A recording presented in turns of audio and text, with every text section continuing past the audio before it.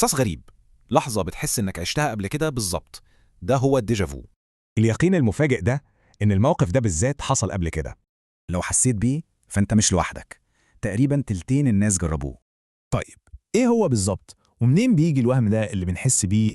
الإحساس ده فضل فترة طويلة مجرد شبح، لحد ما واحد بس اداله اسم. من أكتر من قرن فيلسوف فرنسي إيميل بوراك هو أول واحد حط اسم للغز ده.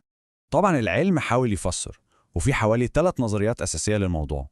الأولى بتقول إنه خلل في الإدراك، عينك بتلمح المشهد وبعدها بثانية مخك يركز فيحس إنه شافه قبل كده. التانية ليها علاقة بالذاكرة، عقلك بيشوف تفاصيل صغيرة شبه حاجة قديمة ناسيها فيحس إن الموقف كله قديم. والتالتة بتقول إن في تأخير بسيط قوي بين نصين المخ، فبيسجل اللحظة مرتين كأنها صدى صوت. التفسيرات دي منطقية لو الإحساس ده مجرد حاجة عابرة، الموضوع يبدو بسيط. لكن أحياناً الموضوع بيكون أعمق من مجرد خلل بسيط. لبعض الناس الديجافو المتكرر ممكن يكون علامة تحذير من المخ، زي عاصفة جواه. التحذير ده بيجي من الفص الصدغي في المخ، أي لخبطة كهربائية فيه بتخلق الوهم ده. والغريب إن المخ ممكن يعمل العكس تماماً، فجأة حاجات تعرفها تحس إنك أول مرة تشوفها. الرابط ده بيغير نظرتنا للموضوع كله.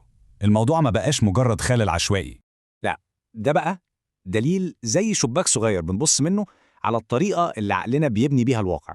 بيورينا الخط الرفيع قوي بين اللي فاكرينه واللي شايفينه دلوقتي. يعني الإحساس ده مش رسالة من الماضي، دي رسالة من عقلك نفسه عن طريقة شغله المعقدة. وده بيخلينا نسأل سؤال مهم، لو عقلك قادر يخلق ماضي وهمي، يا ترى إيه تاني ممكن يخلقه؟